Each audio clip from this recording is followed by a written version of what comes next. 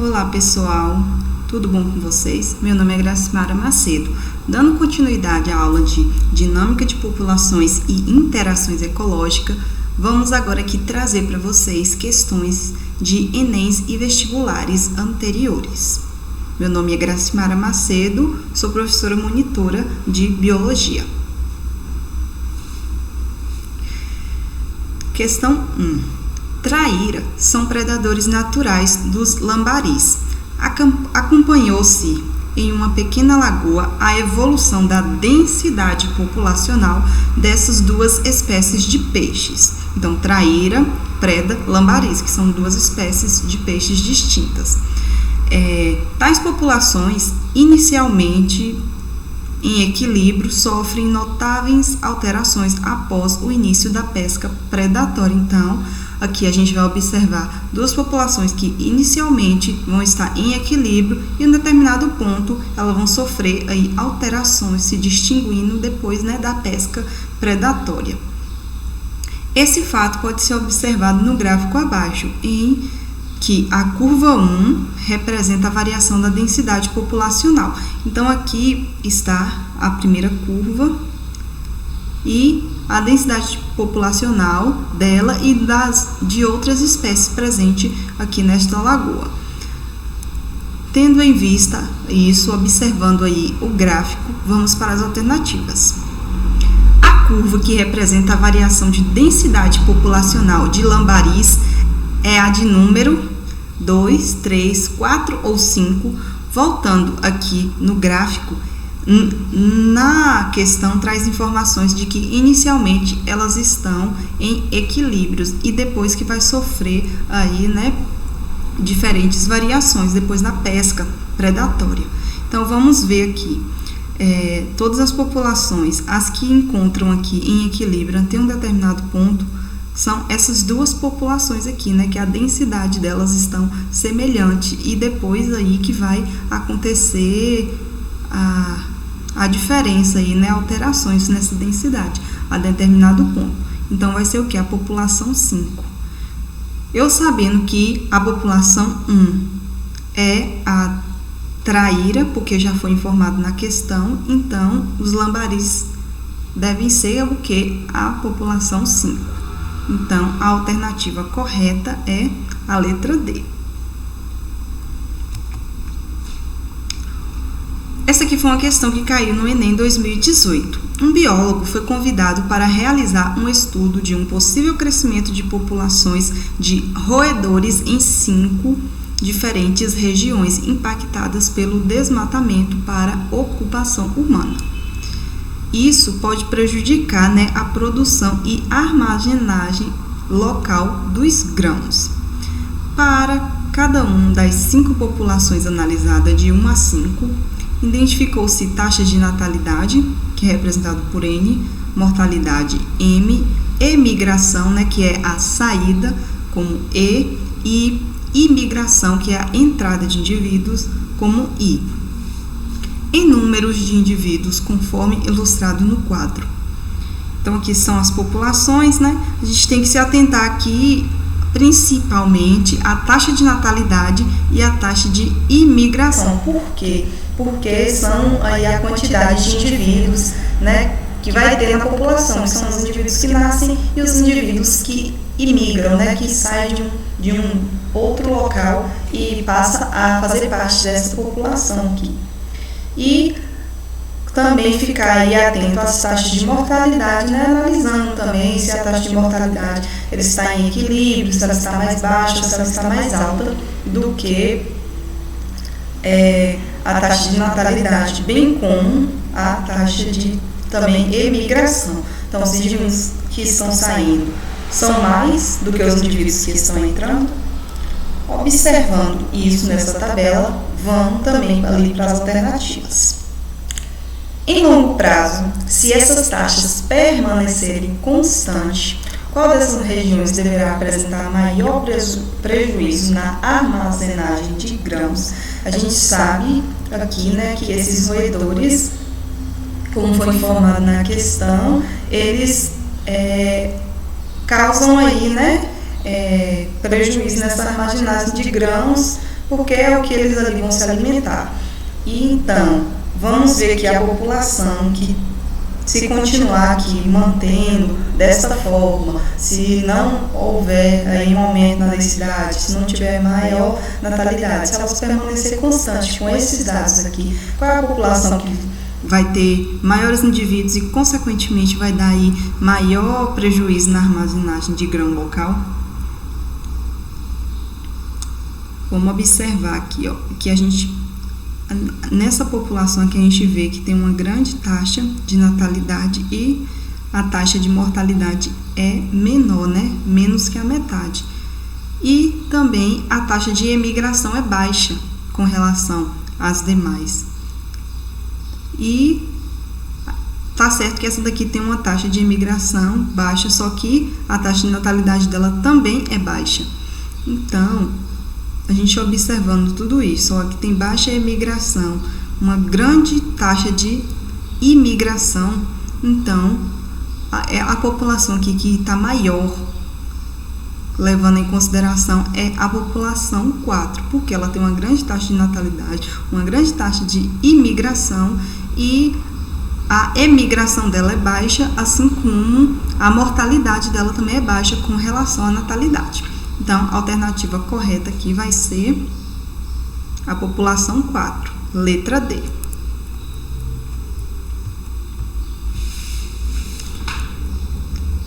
Enem 2016. Um pesquisador investigou o papel da predação de peixes na densidade e no tamanho das presas, como possível controle de população de espécies exóticas em costões rochosos. Costões rochosos, né, gente, são aquelas rochas, aquelas pedras que ficam ali, né, próximo do mar, né, como vocês já devem ter visto. Quem não viu, pessoalmente, já deve ter visto ali na internet também. Então, aquelas pedras, aquelas rochas que ficam ali. No experimento, colocou-se tela sobre uma área de comunidade, impedindo o acesso de peixes ao alimento, e comparou o resultado com uma área adjacente, no qual os peixes tinham acesso livre. O quadro apresenta os resultados encontrados após 15 dias. Então, aqui a gente pode ver, né, algumas espécies, algas, craca, mexilhões, assídia. E a gente vê aqui, ó, a densidade deles e o tamanho médio desses indivíduos, com tela, e o tamanho médio deles e a densidade sem tela, né? Ou seja, né, tem uma menor aí predação, neste caso aqui. Observando isso, vamos para as alternativas. O pesquisador concluiu corretamente que os peixes controlam a densidade das algas, estimulando o crescimento, das cracas, predando especialmente os animais pequenos, dos mexilhões, predando especialmente os animais pequenos. 4 espécies testadas, predando indivíduos pequenos ou assídias, apesar de não representarem os menores organismos. Então, aqui, ó, algas, a densidade dela com ou sem tela continuou semelhante e o tamanho médio também continuou semelhante. As cracas também, né, ela teve uma menor densidade, entretanto, o tamanho médio desses indivíduos continuou, a diferença foi muito pouca. Mexilhões teve aí um aumento, uma diminuição na densidade sem tela, mas o tamanho médio delas aumentou, né? A metade. Aumentou, né? A metade. Aqui é 3 e aqui é 6. E este daqui também, né? Teve uma diferença que não foi tão significativa, né? Aqui 55, aqui 58, e o tamanho médio 4 e aqui 3,8. Então, aqui o indivíduo que teve assim um maior índice aqui no tamanho que sofreu um pouco alteração também na densidade, assim, com mais ênfase foi os mexilhões, né? Aqui 380 caiu para 200 e o tamanho médio deles, que eram 3, aumentou para 6 no centela, né? Então, visto isso, vamos para a alternativa C, são mexilhões, que os predadores, predados especialmente os animais pequenos, mexilhões nesta contela, eles não foram predados, e centela não foi predado, né, os animais menores, e já centela, os animais menores aí eles foram sendo predados, restando apenas os animais maiores.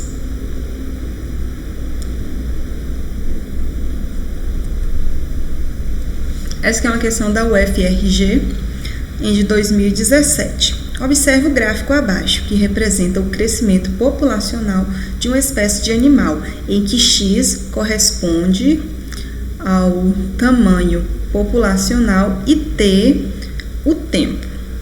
Em relação a essa população, é correto afirmar que A. Ele vive em um ambiente com recursos ilimitados. B. A sua estabilidade ocorre quando não há mais predadores. Letra C. A sua estabilidade ocorre quando atinge o limite máximo de indivíduos. Ou letra D. A resistência ao meio não influencia na sua densidade. O meio, né, gente, sempre vai interferir na densidade, bem como outros fatores. Não existe, né, recursos ilimitados, né, em um ambiente. Então, aqui a gente já descarta a alternativa A. A sua estabilidade ocorre quando não há predadores. Sempre vai existir predadores. Pode ser que às vezes ocorra algum fator que faça aqueles predadores migrarem, ou então pode ocorrer também a morte desses predadores, mas sempre vai existir predadores. Então, não tem esse negócio de não existir predadores, né, de modo geral. E letra C, a sua estabilidade ocorre quando atinge o limite máximo de indivíduos. A gente está vendo aqui que a população está crescendo, chega um dado momento, ela atinge aqui a sua estabilidade. Então, isso é o que? Quando atinge o limite máximo de indivíduo. Então, atingiu o limite máximo de indivíduos, ocorreu aí, né, essa estabilidade. Então, a alternativa correta, a alternativa C. Essa foi uma questão que caiu na FUVEST também, em 2017. A figura representa a estrutura de 3 populações de plantas arbóreas, A, B e C. Por meio das pirâmides etárias, o comprimento das barras horizontais corresponde ao número de indivíduos da população em cada estágio, desde a planta recém-germinada, que são as plântulas, até as plântulas senescentes, né, que são as plantas mais velhas. Então, aqui, como vocês podem observar, aqui, né, a plântula, né, a natalidade, depois juvenis, passa para a fase adulto, até senescente. Então, a população que apresenta maior risco de extinção, a população que está em equilíbrio quanto à perda de indivíduo e a população que está começando a se expandir são. Então, pessoal, as populações que estão estáveis são aquelas populações que têm um grande número de uma taxa de natalidade, um grande número de indivíduos e um menor número nesse caso aqui, senescente, né? Mas se fosse indivíduos humanos falando, né? A população que aqui seria, no caso, os idosos. Então, idoso tem que estar em menor quantidade e a população aí, né, jovem e a população adulta, ela tem que estar em maior quantidade. Então, para estar em equilíbrio, tem que ser dessa forma, assim, né? Como se fosse aqui uma pirâmide mesmo, né? Em forma de triângulo, mas a população que está aí,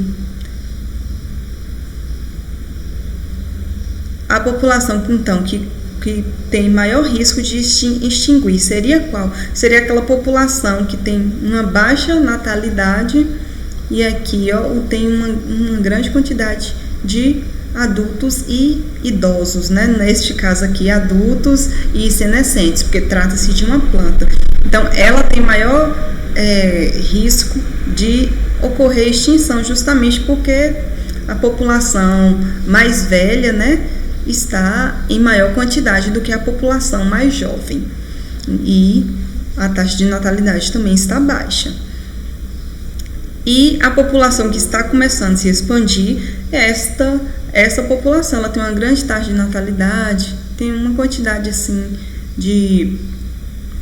uma quantidade eficiente assim, né, também, né, que está crescendo de juvenis até a taxa aqui de adultos até senescentes. Então, ela também está em forma de pirâmide, por mais que esteja um pouco menor do que essa daqui, mas ela está começando aí a se extinguir. Então, aqui, neste caso, a alternativa correta seria,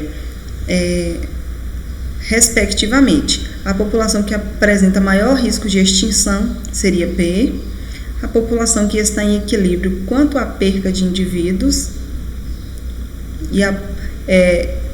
é a C, e a população que está começando a se expandir seria A. Então, é B, C, A. Vamos ver? A alternativa correta é a alternativa D. B, C e A.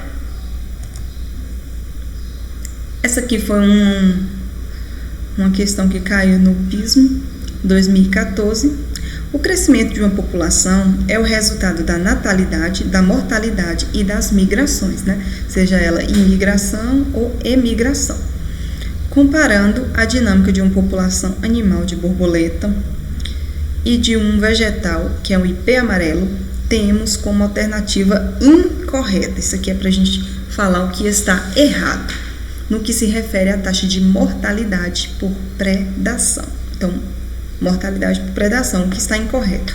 Em ambas as populações, é variável de acordo com o seu ciclo de vida. Verdade, então não é essa que está incorreta. Em ambas as populações, pode variar de acordo com a época do ano. Sim, pode variar aí, né, a questão da época do ano, para ver se tem maior germinação. A mesma coisa é a borboleta também, tem uma época do ano que tem os ovos ali vai eclodir mais e tal. Na população de borboleta é maior nas primeiras etapas do ciclo de vida. Sim, verdade. Nas primeiras fases do ciclo de vida, né, que é a taxa aí de natalidade, então aí uma população mais jovens, indivíduos, então aí tem uma maior quantidade mesmo. Em ambas as populações dependerá do número de indivíduos dos seus predadores. Sim, a quantidade de predadores aí vai influenciar muito na quantidade de indivíduos. Na população de ipê, sempre será constante, pois seus indivíduos não conseguem fugir, locomover dos seus predadores. A população de ipê, bem como qualquer outra população, elas não vão ser constantes. Tudo vai depender aí da predação, da natalidade, da mortalidade. Então, não vai ser assim constante, só pelo fato dela não poder se locomover e fugir dos predadores. Então, a alternativa incorreta aqui é a letra E. Essa aqui também foi outra questão que caiu no Enem. O crescimento da população de uma praga agrícola está representado em uma função de tempo no gráfico ao lado, onde a densidade populacional superior a P causa prejuízos à lavoura. Aqui está, né? A densidade populacional representada por P, que causa prejuízo às lavouras. Aí aqui, ó, no momento apontado pela seta 1, um agricultor induziu uma espécie de inseto que é inimigo natural da praga, né, que é um controle natural da praga, na tentativa aí de controlar biologicamente. Ele induziu aqui, aí ocorreu aqui neste momento. Até aqui ele deu uma controlada, né? P, aqui tá P, então tá abaixo, né, do nível aqui que seria prejuízo. Aí, no momento indicado na seta 2, o agricultor aplicou grande quantidade de inseticida na tentativa de eliminar totalmente a praga. Depois que ele soltou o agente antagônico, aqui neste momento, ele foi e jogou o inseticida. E olha só o que aconteceu, né? Um aumento aqui, logo posteriormente. A análise do gráfico permite concluir que, vamos para as alternativas. Se o inseticida tivesse sido usado no momento marcado na seta 1, a praga teria sido controlada definitivamente, sem necessidade de um tratamento posterior. Não, né? Até porque o agente antagônico lá, como a gente viu no gráfico, ele foi aí mais eficiente do que o inseticida, né? O inseticida depois teve um aumento aqui, né? Se não tivesse sido usado o inseticida no momento marcado pela seta 2, a população de praga continuaria aumentando rapidamente e causaria grandes danos à lavoura. Isso aqui é algo que a gente não pode afirmar, né? Até porque os dados lá mostram que usou o inseticida aqui e depois houve um aumento. Então, essa alternativa não está correta. O uso do inseticida tornou-se necessário, uma vez que o controle biológico aplicado no momento 1 não resultou na diminuição da densidade da população da praga.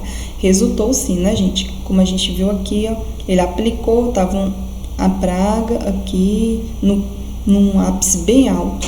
Foi aplicado, depois ela deu uma diminuída. Então, não é essa a alternativa. O inseticida atacou tanto as pragas quanto seus predadores. Entretanto, a população de praga recuperou-se mais rápido, voltando a causar danos à lavoura. Essa aqui é a alternativa que está correta, né? E vamos ler a próxima.